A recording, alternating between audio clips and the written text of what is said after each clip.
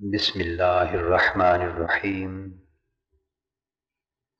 ان النفس لامارۃ بالسوء صدق اللہ مولانا العظیم۔ محترم مشائخ علماء کرام، معزز خواتین و حضرات، بحمد اللہ تعالی اللہ جل مجدہ کی توفیق سے ہم نے واقعات حضرت خضر علیہ السلام کے حوالے سے قتل غلام کی تعبیر بیان کرتے ہوئے ہم نے نفس امارہ کو بہتر نفس سے بدل دینے کے موضوع پر اپنی گفتگو شروع کی تھی، اور پچھلا خطاب جمعہ یہاں ختم ہوا تھا کہ نفس امارہ کی پہچان کیا ہے۔ بس یہ بات واضح ہو گئی کہ جب انسان کو نفس امارہ کی پہچان حاصل ہو جاتی ہے تو اس کے لیے اس کا علاج کرنا آسان ہو جاتا ہے، اور جب اس کا علاج شروع ہو جاتا ہے تو نفس اپنی حالت کو بدل لیتا ہے۔ چنانچہ اپنی حالت کو بدل کر نفس امارہ نفس لوامہ کے حال کو پا لیتا ہے۔ اب وہ آیت کریمہ جس کی روحانی اور باطنی تعبیر پر گفتگو ہم نے شروع کی، اس پر دوبارہ توجہ کیجیے، جس میں ارشاد فرمایا گیا کہ اس بچے کا اپنا حال یہ تھا کہ اگر یہ اسی حال میں جوان ہو جاتا تو فخشینا ان یرہقہما طغیانا وکفرا، تو خدشہ تھا کہ یہ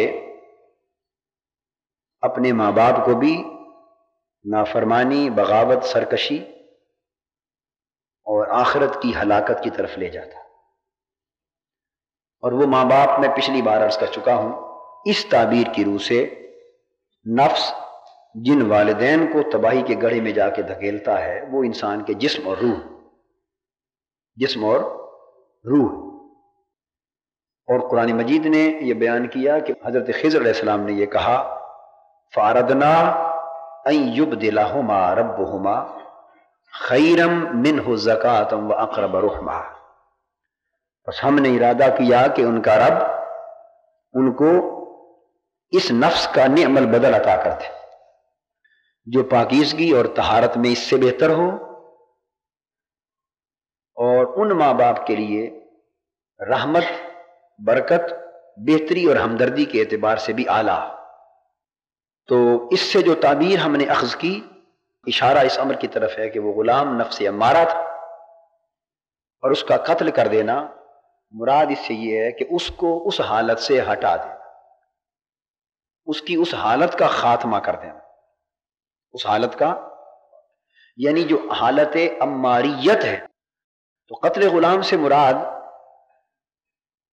مطلقاً نفس کا قتل کر دینا، ختم کر دینا نہیں ہے، یہ میں سمجھا چکا ہوں کہ نفس تو قائم رہتا ہے، اس کی حالتیں بدلتی، اور حالتوں ہی کے بدلنے کو نفس کا بدلنا کہتے ہیں، کیونکہ جو حالت غالب ہوتی ہے نفس کے اثرات اسی کے اعتبار سے ہوتے ہیں۔ سو قتل غلام یہ ہوا کہ وہ نفس امارہ، اس کی حالت اماریت کو ختم کر دیا، نفس رہا مگر اس کے امارہ ہونے کی جو حالت ہے اس کو ختم کر دیا، اور اسے ختم کر کے اسے نفس لوامہ سے بدل دیا۔ اور اب نفس لوامہ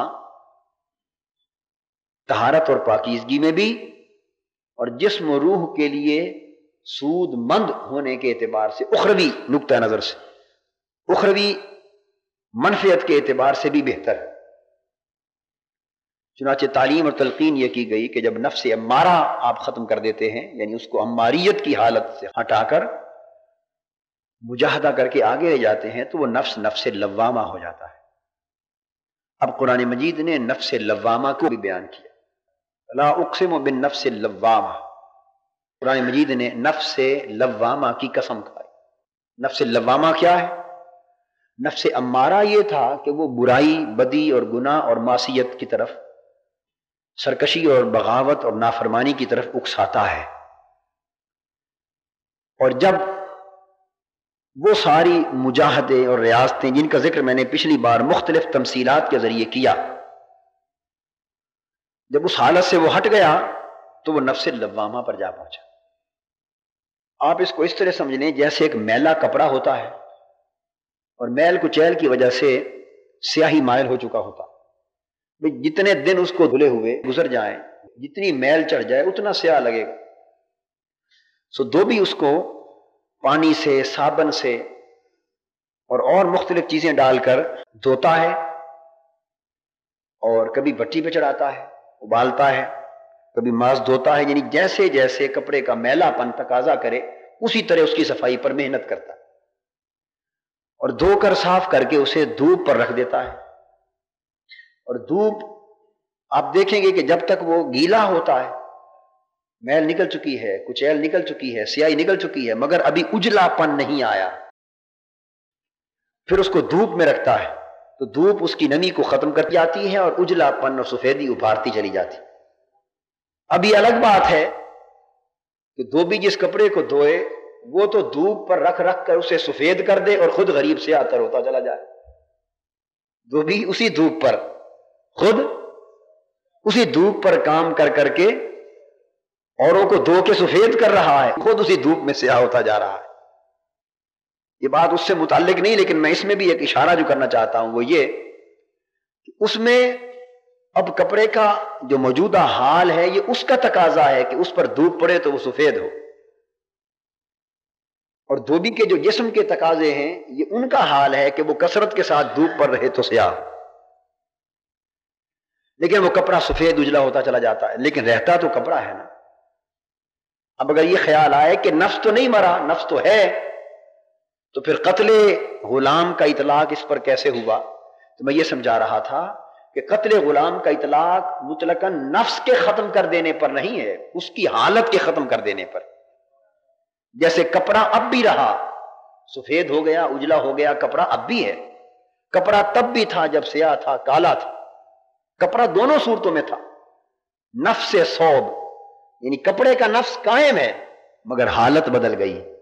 اس وقت میلی کچیلی حالت تھی، اب سفید اجلی دھلی ہوئی حالت آ گئی. یہ نفس غلام اور قتل نفس کا معنی اور قتل غلام.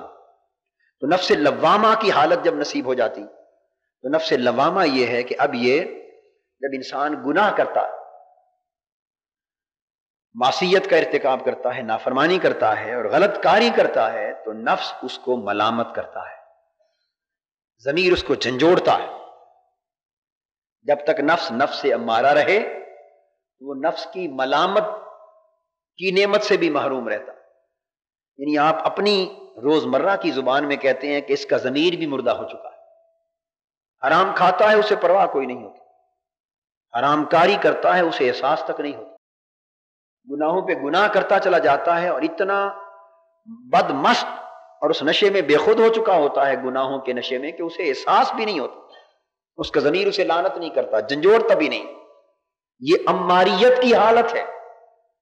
اب وہی نفس ہے مگر چونکہ امارہ نہیں رہا، لوامہ ہو گیا ہے بدل کر. اب وہ گناہ کرتا ہے تو ضمیر اس کو ملامت جھنجھوڑتا ہے، اسے متوجہ کرتا ہے کہ ظالم تو نے کیا کیا. اسے افسوس ہوتا ہے اور توبہ کی طرف اس کی طبیعت میں رجوع پیدا ہوتا ہے. تو آپ اندازہ کر لیں کہ اس حالت اور اس حالت میں کتنا فرق ہے، زمین آسمان. اب اگر میں ہر نفس کی پہچان اور اس کی علامتیں بیان کرنا شروع کر دوں تو بات بڑی طویل ہو جائے گی، اور میں اس موضوع کو آج ختم کرنا چاہتا ہوں، وقت تھوڑا ہے، اس لیے میں ان کی تفصیلی علامات میں نہیں جانا چاہتا. اصولی بات میں نے عرض کر دی کہ جس طرح نفس امارہ کی کچھ علامتیں ہیں جو میں نے عرض کی، اسی طرح نفس لوامہ کی بھی علامتیں، اسی طرح پھر نفس ملہمہ کی علامتیں.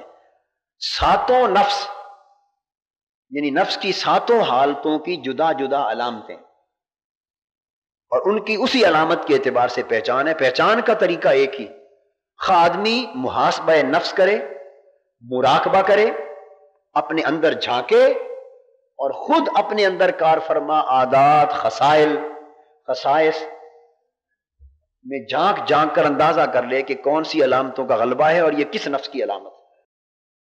عالم مثال میں اللہ پاک بصورت خواب اس کی شکل اس پر آشکار کر دے، دوسری صورت ہے یا تیسری صورت ہے کہ اس کا شیخ، اس کا مرشد، اس کا مربی اپنے مشاہدے سے اسے اپنے نفس کی حقیقت سے آگاہ کر۔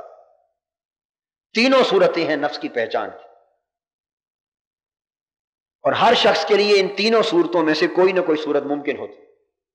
ایسا کیس نہیں ہے کہ وہ تینوں صورتوں میں ہی کوئی ممکن نہ ہو، بشرطے کہ ہم توجہ کریں، دھیان کریں اس مسئلے کی طرف۔ تو نفس لوامہ پر جب انسان پہنچا تو وہ نفس گناہوں پر ملامت کرنے والا بن گیا، اور جب انسان کے اندر گناہ پر ملامت کا ملکہ پیدا ہو جاتا ہے، دائیا پیدا ہو جاتا ہے، اور ضمیر اس کا بیدار ہو جاتا ہے، اسے جھنجھوڑنے لگتا ہے اور توبہ کی طرف رجوع اس کی طبیعت کا میلان ہو جاتا ہے، تو صاف ظاہر ہے کہ اس شخص کے لیے خیر اور برکت کے راستے کھل جاتے ہیں۔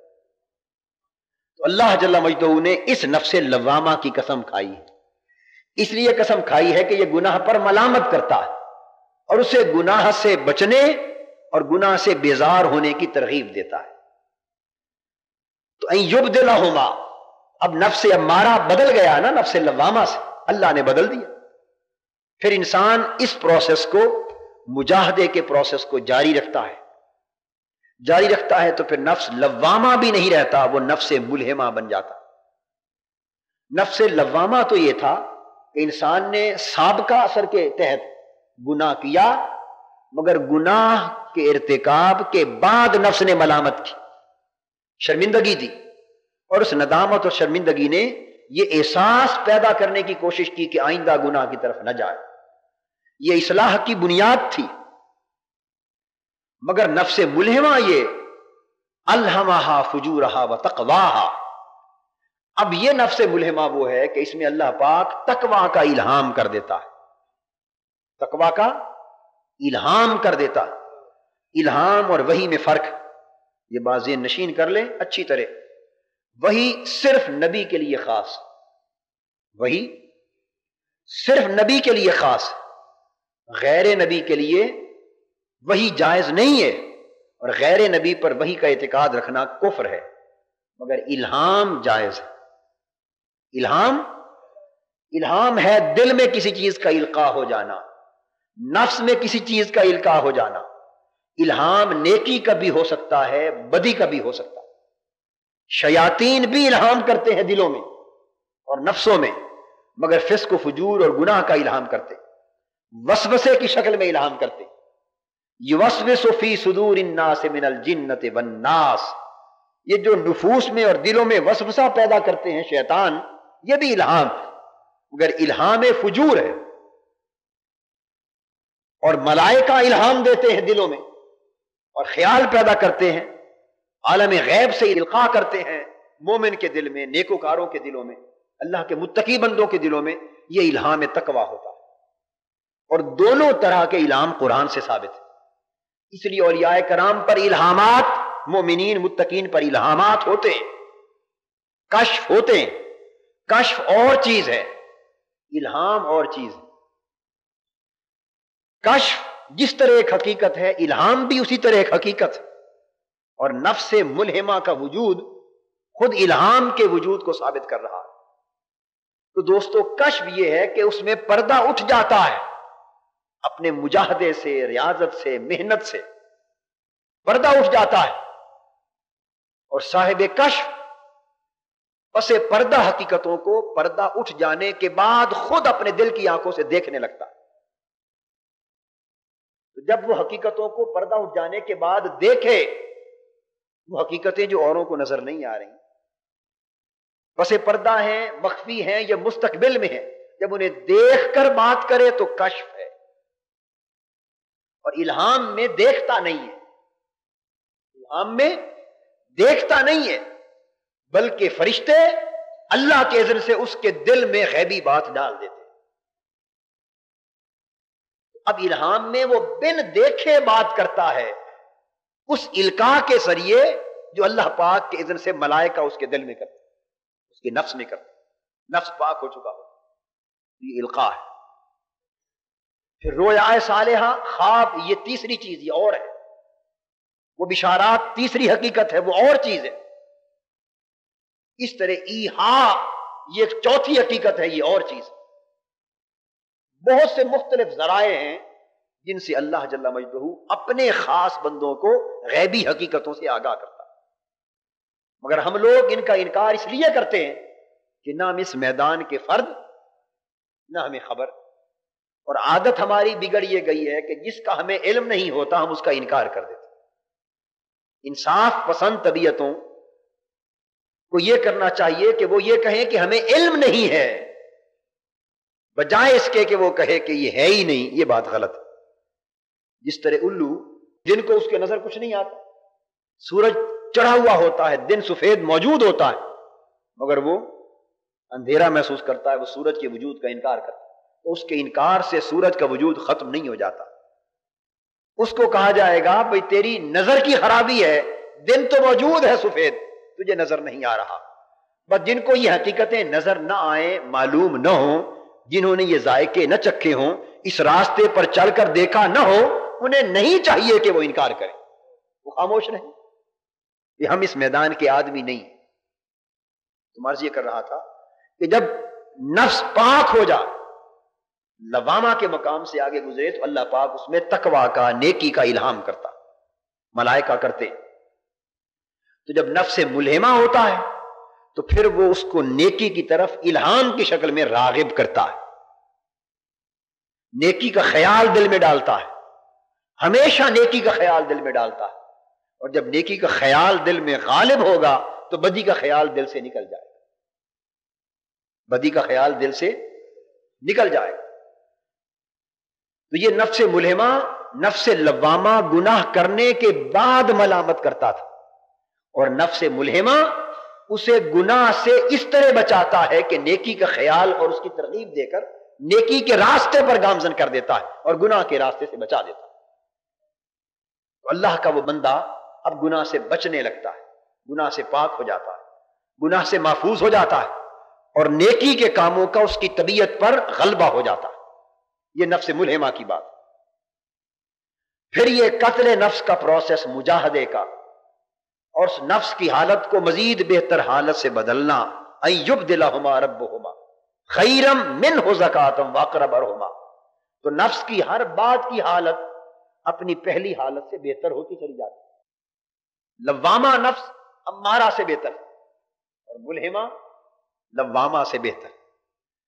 اب جب ملہمہ کے بعد پھر مجاہدہ جاری رہتا ہے تو پھر نفس مطمئنہ کی حالت نصیب ہو جاتی ہے، اور نفس مطمئنہ یہ ہے کہ اس نفس کو یہ حال نصیب ہو جاتا ہے کہ بندہ اب نیکی میں وہ لذت پاتا ہے کہ باقی ساری لذتیں بھول جاتا ہے۔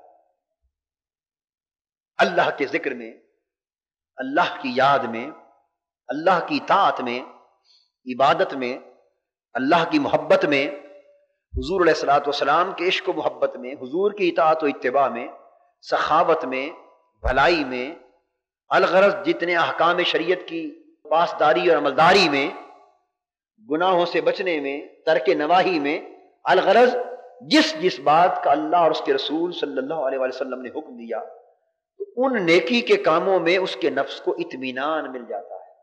الا بذکر اللہ تطمئن القلوب، خبردار، اللہ کے ذکر میں نفس اطمینان پاتا ہے۔ اور قرآن مجید فرماتا ہے یا ایتھا النفس المطمئنہ، اے نفس مطمئنہ، اے وہ نفس جو نیکی پر مطمئن ہو گیا۔ جب نیکی پر مطمئن ہو گیا تو اسے دوام مل جاتا ہے، استقرار مل جاتا ہے، وہ نیکی پر قائم اور دائم ہو جاتا ہے۔ جب لذت مل گئی نیکی میں، مزہ مل گیا، ایک کیف و سرور مل گیا، ایک نشہ آ گیا رب کی محبت، رب کی اطاعت، رب کی معرفت، رب کے ذکر میں، رب کی یاد میں اور حضور کے تصور میں، جب وہ مزہ مل گیا جس مزے کی تلاش میں سرگرداں تھا۔ وہ لوگ جو مارے مارے پھرتے ہیں اسی مزے کے لیے مارے مارے پھرتے ہیں، خواہ وہ مزہ آرام و آسائش کی شکل میں ہو، خواہ وہ مزہ اور سکون دولت اور مال کی کثرت کی شکل میں ہو، خواہ وہ مزہ اور سکون وزارتوں، عمارتوں، صدارتوں کی شکل میں ہو، خواہ وہ مزہ اور سکون بڑے بڑے افسریوں اور عہدوں اور منصبوں کی شکل میں ہو، خواہ وہ مزہ اور سکون بہت اعلیٰ رہائشوں کی شکل میں ہو، الغرض جو بھی شکل ہو، انسان جو کچھ دنیا میں کرتا ہے سکون کے لیے کرتا ہے نا، اطمینان کے لیے کرتا ہے، ایک کیف و سرور اپنی طبیعت کو دینے کے لیے کرتا ہے، کسی کو کسی میں کیف مل رہا ہے، اور بدقسمتی سے یہ تو ایک حال ہے درمیانی۔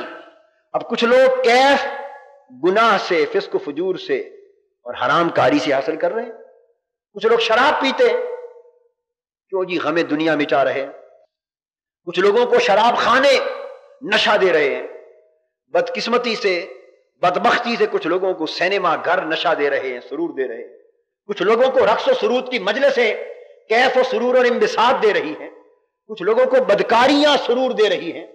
یہ ساری انسانی سیرت و کردار کے لیے تباہ کن جو احوال ہیں، ان سے بھی نشہ ہی لے رہا ہے نا انسان، سرور ہی لے رہا ہے۔ تو نشہ، کیف و سرور اور لطف و انبساط کی میں نے دو صورتیں بیان کی، ایک انتہائی تباہ کن صورت اور ایک درمیانی صورت جو دنیا طلبی کی اور دنیا میں غرق ہونے کی صورت، اور وہ گناہ اور حرام کاری میں غرق ہونے کی صورت۔ تو لوگ انہی دو صورتوں میں جو اپنے آپ کو تباہ کیے جا رہے ہیں، اپنی بربادی کی طرف بڑھ رہے ہیں، اور صبح و شام کشاں کشاں نفس انہیں دھکیل دھکیل کر ان تباہیوں کی طرف لے جا رہا ہے، تو کس لیے لے جا رہا ہے؟ بولیے، سکون کے لیے، راحت جاں کے لیے، ایک نشے کے لیے، ایک کیف و سرور کے لیے، ایک طمانیت کے لیے۔ اور دوستو، جس کو نفس مطمئنہ مل جائے اس کو یہ سارے نشے بھول جاتے، اور اللہ کی یاد میں وہ نشہ ملتا ہے، وہ کیف و سرور ملتا ہے، وہ لطف و انبساط ملتا ہے، وہ راحت و طمانیت ملتی ہے، وہ مزہ ملتا ہے کہ وہ سارے مزے دنیا کے بھول کر، سارے نشے دنیا کے بھول کر، سارے کیف و سرور دنیا کے بھول کر، سارے لطف و انبساط دنیا کے بھول کر، ساری راحتیں دنیا کی بھول کر، ساری لذتیں دنیا کی بھول کر، ساری حلاوتیں دنیا کی بھول کر، ساری چاہتیں دنیا کے بھول کر، سارے تصور دنیا کے بھول کر ایک تصور جانا میں غرق ہو جاتا ہے، یاد الہی میں مست ہو جاتا ہے، عبادت الہی میں غرق ہو جاتا ہے، تصور حسن رسول میں مست ہو جاتا ہے، اور جوں جوں غرق ہوتا چلا جاتا ہے تو عشق رسول کا نشہ سارے نشے اتارتا چلا جاتا ہے، یاد الہی کی لذت ساری لذتیں بلاتی چلی جاتی ہے۔ اب دوستو، اللہ کی عزت کی قسم، جس کو سجدوں کی لذت مل گئی وہ ساری لذتیں بھول گیا، جس کو اللہ کے لیے رونے کی لذت مل گئی وہ ساری لذتیں بھول گیا، جس کو دل کی گرمی عشق کی آگ کی لذت مل گئی وہ ساری گرمیاں، ساری تپشیں بھول گیا، جس کو حضور کے تصور حسن و جمال کا نقشہ لذت دے گیا، جس کو دیدار مصطفیٰ لذت دے گیا، جس کو گنبد خضرا کی نسبت لذت دے گئی، جس کو حضور سے تعلق نشا، اس کے ساری لذتیں دور ہو گئیں، اس کی ساری کیفیتیں دور ہو گئی، اس کا نفس اب نیکی پر مطمئن ہو گیا، تعلق باللہ پر مطمئن ہو گیا، تعلق بالرسول پر مطمئن ہو گیا، عبادت الہی پر مطمئن ہو گیا، ذکر الہی پر مطمئن ہو گیا، اور جب اس کا نفس اس پر مطمئن ہو گیا، اب ساری دنیا کی لذتیں اگر ملا کر اس کے قدموں میں پھینک دی جائیں تو وہ عشق الہی کا متوالا نگاہ اٹھا کر دیکھنا گوارا نہیں کرتا۔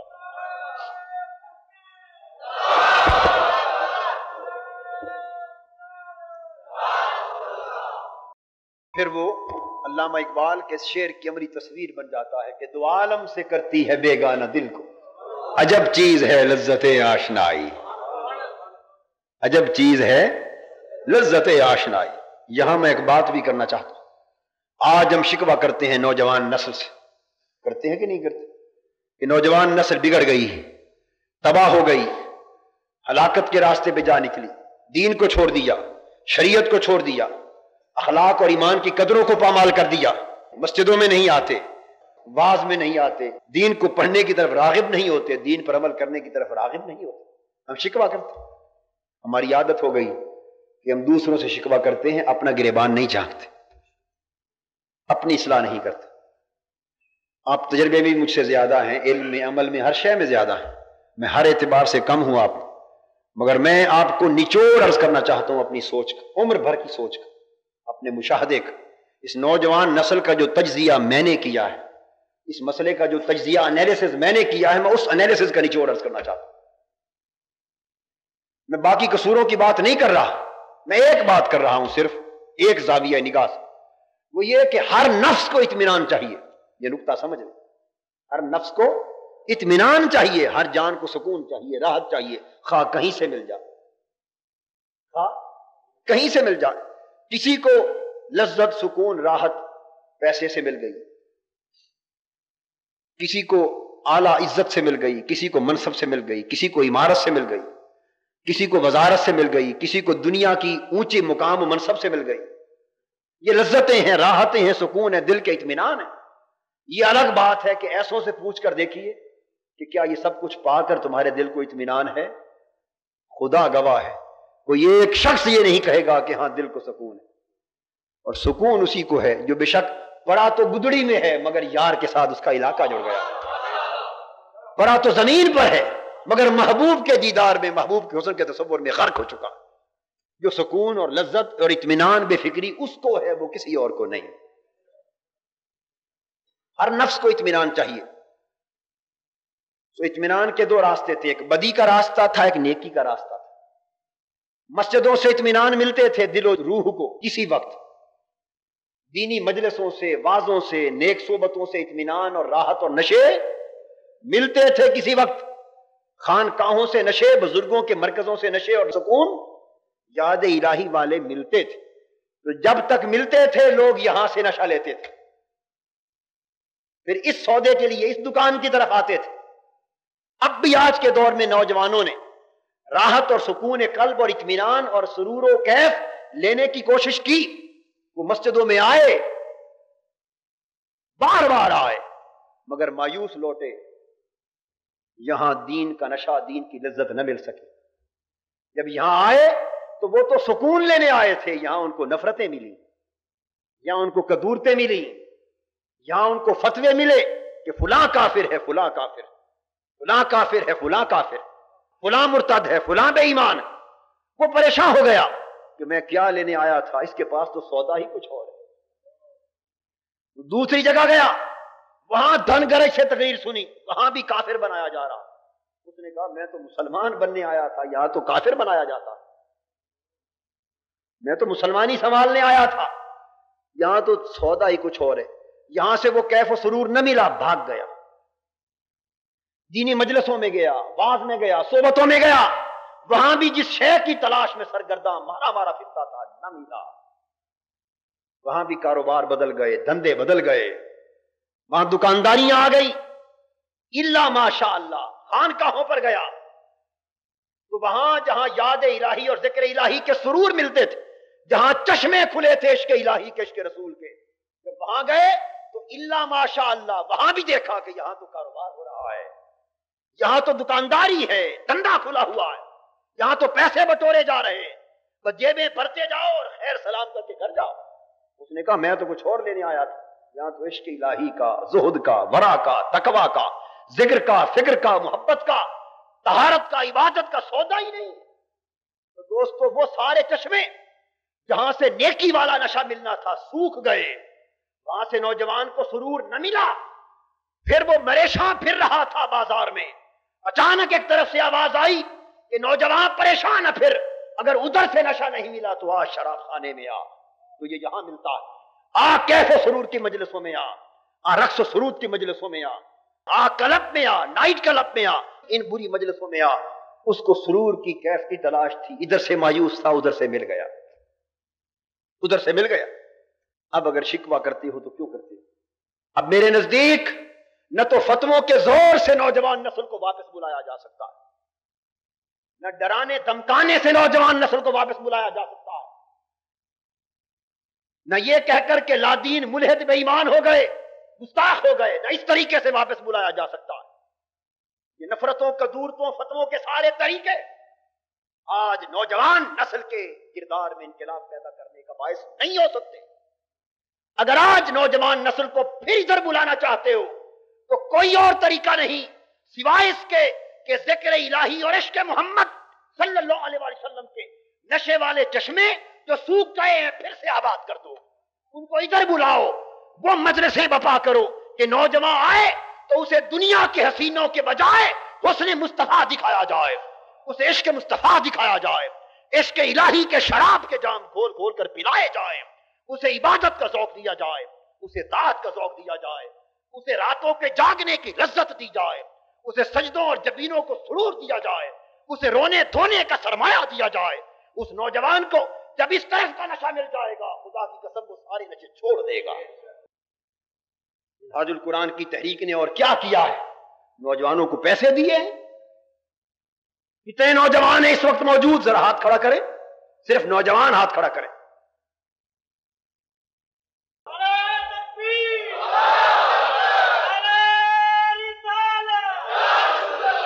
منہاج القرآن نے پیسے دیے ہیں نوجوانوں کو؟ کیا کیا ہے منہاج القرآن نے؟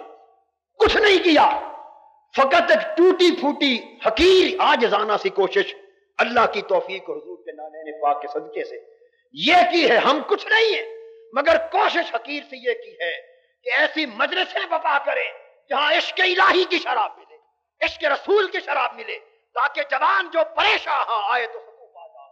یہ لذت جس کو ملتی گئی ہے وہ سب کو چھوڑتا گیا ہے، سب کو چھوڑتا گیا۔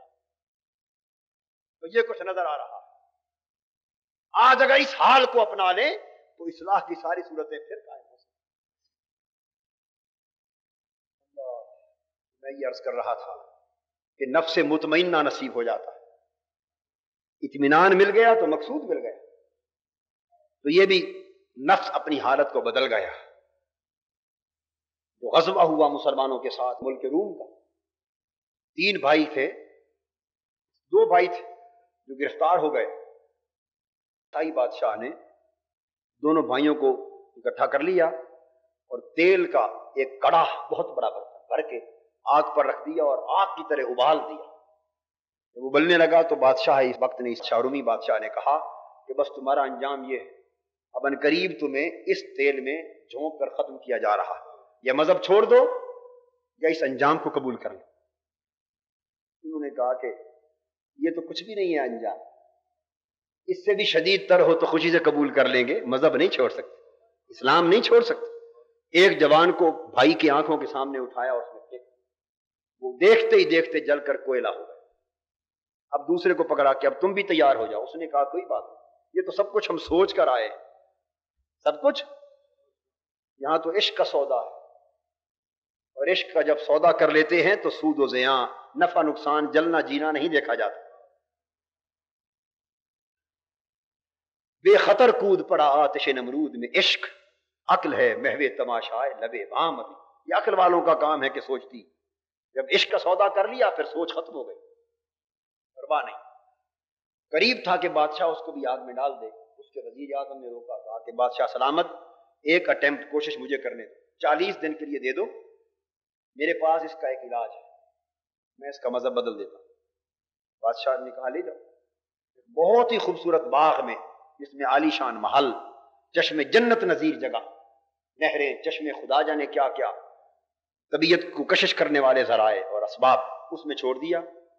اور اس نے اپنی ایک جوان سال کماری دوشیزہ بیٹی اس کے سپرد کیا کہ بیٹی اس باغ میں تم ہو اور وہ ہے، اور 40 دن اور 40 راتیں یہ تمہارے پاس ٹائم ہے، بس 40 دن کے بعد میں اس کو عیسائی دیکھنا چاہتا ہوں، تمہیں آزادی ہے، جو چاہو کرو۔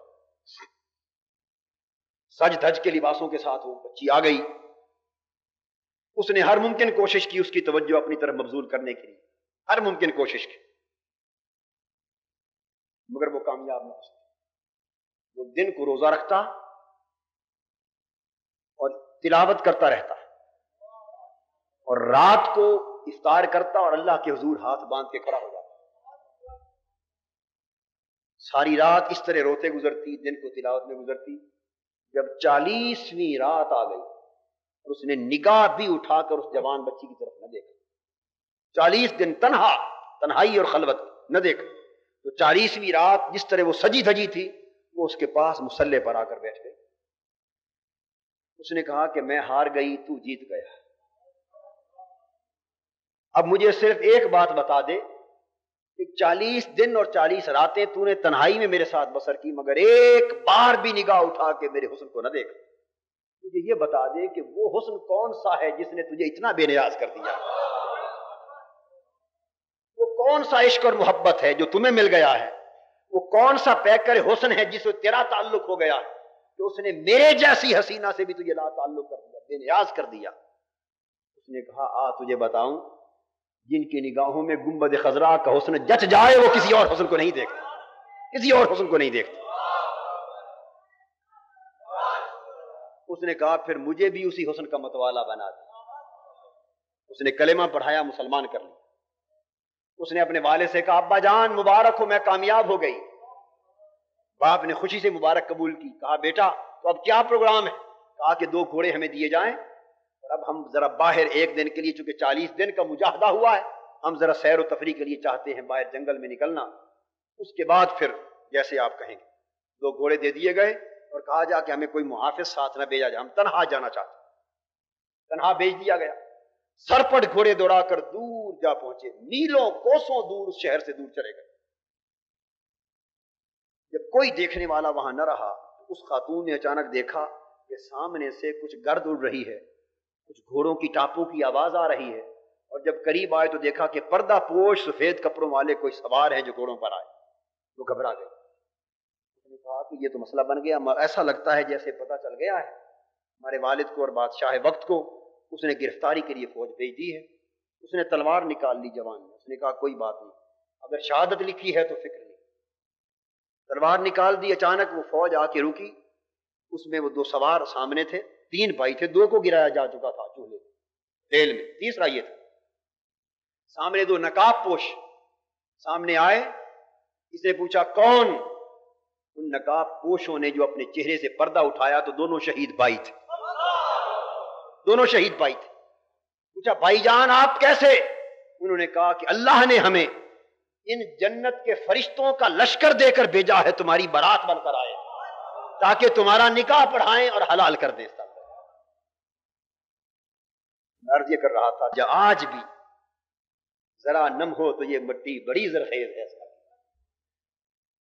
اگر آج بھی جوان کو یہ نشہ دے دیا جائے تو میں آپ کو سچی بات کہہ رہا ہوں، آج بھی جوان کو یہ نشہ مل جائے تو اسے وہی کردار دوبارہ مل سکتا ہے، وہ کردار دوبارہ پلٹ سکتا ہے، مگر ہم تو اس نشہ دینے کی کوشش ہی نہیں کرتے، اور کیا کریں کہ خود اس نشے سے محروم ہیں، پھر کسی کو کیا دیں؟ جو سودا خود ہی دکان پر نہیں وہ کسی گاہک کو کیا دیں گے؟ اگر آج اس انداز کے ساتھ نفس مطمئنہ کی جس دولت کا میں نے ذکر کیا یہ نصیب ہو جائے تو پھر وہ گئے ہوئے کردار، بیتے ہوئے کردار جوانوں میں پھر پلٹ سکتے ہیں، اور پھر نفس مطمئنہ کے بعد پھر مجاہدہ جاری رہے تو نفس راضیہ آتا ہے، اور نفس راضیہ وہ مقام ہے کہ جہاں بندہ ہر حال میں، مشکل میں، تکلیف میں، مصیبت میں، بیماری میں، صحت میں، فقر میں، فاقے میں، غنا میں، افلاس میں، ہر حال میں اپنے مولا سے راضی رہتا ہے، اس کا دل مسکراتا رہتا ہے، اس کا دل خوش رہتا ہے۔ ظاہراً حالات کی کتنی تنگی کیوں نہ آ جائے پر دل اس کا تنگ ہوتا ہی نہیں، اس کا تعلق محبت کے ساتھ رب کریم سے اس طرح قائم ہو جاتا ہے کہ کسی حال میں بھی وہ تنگ نہیں پڑتا، خوش رہتا، رب پہ راضی رہتا۔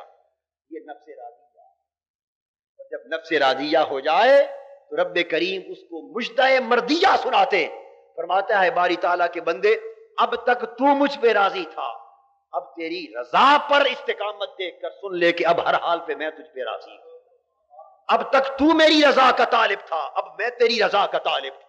اب تک تو میری تقدیر کا پابند تھا، اب میرا قلم تقدیر تیری خواہش کے مطابق چلے گا، تیرے ہاتھ اٹھیں گے وہ میری تقدیر بن جائے گی، تیرا دل چاہے گا میری تقدیر بن جائے گی، تیرا ارادہ ہوگا میری تقدیر بن جائے گی۔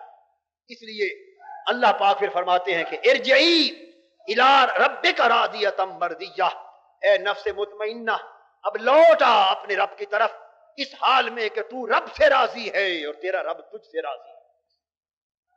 علامہ اقبال یہاں کہتے ہیں کہ خودی کو کر بلند اتنا کہ ہر تقدیر سے پہلے خدا بندے سے خود پوچھے بتا تیری رضا کیا ہے۔ اور جب نفس مردیہ نصیب ہو جاتا ہے تو پھر 7ویں حالت نفس صافیہ کی ہے، نفس کاملہ کی ہے۔